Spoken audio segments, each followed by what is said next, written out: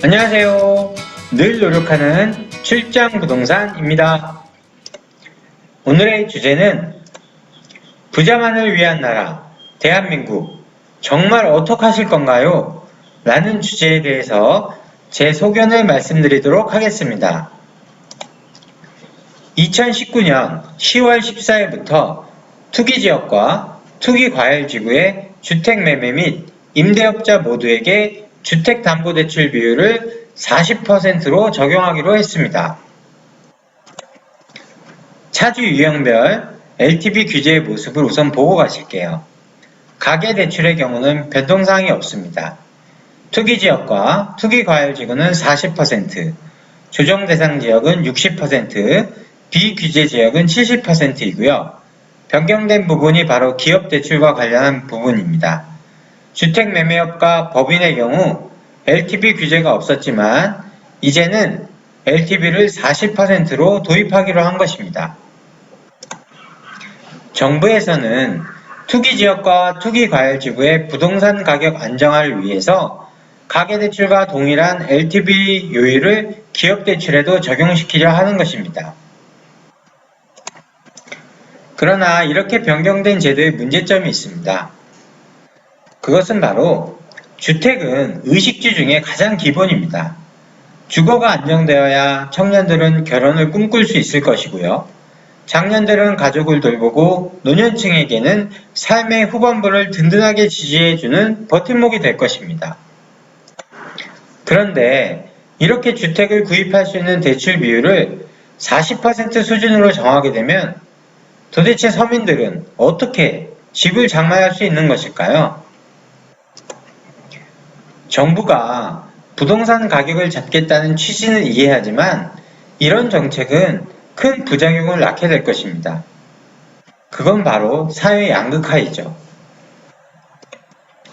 이제는 현금을 확보하지 못한 서민들은 주택을 구입할 수 없게 될 것입니다.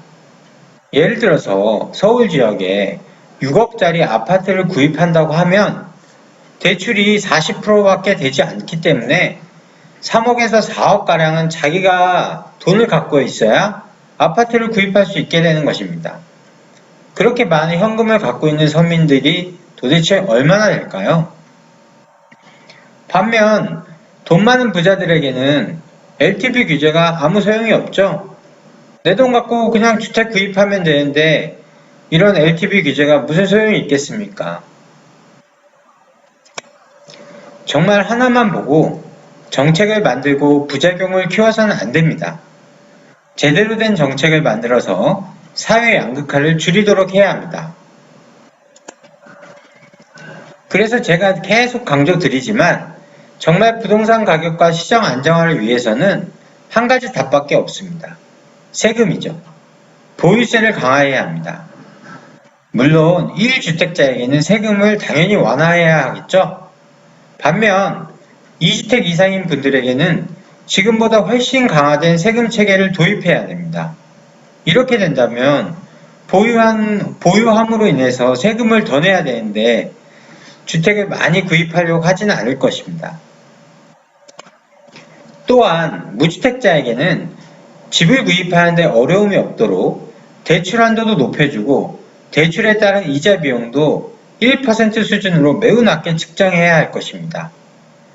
누구나 원하는 장소에 원하는 집을 구할 수는 없겠지만 최소한 집을 장만하기에 어려움이 없는 사회는 돼야 될 것이라고 저는 강력하게 주장합니다. 오늘은 10월 14일부터 변경된 주택담보대출 비율에 대해서 알아보았습니다. 정부가 계속 부동산 시장을 안정화시키기 위해서 이 정책, 저 정책 끊임없이 내놓고 있는데요. 왜 그런지 모르겠습니다.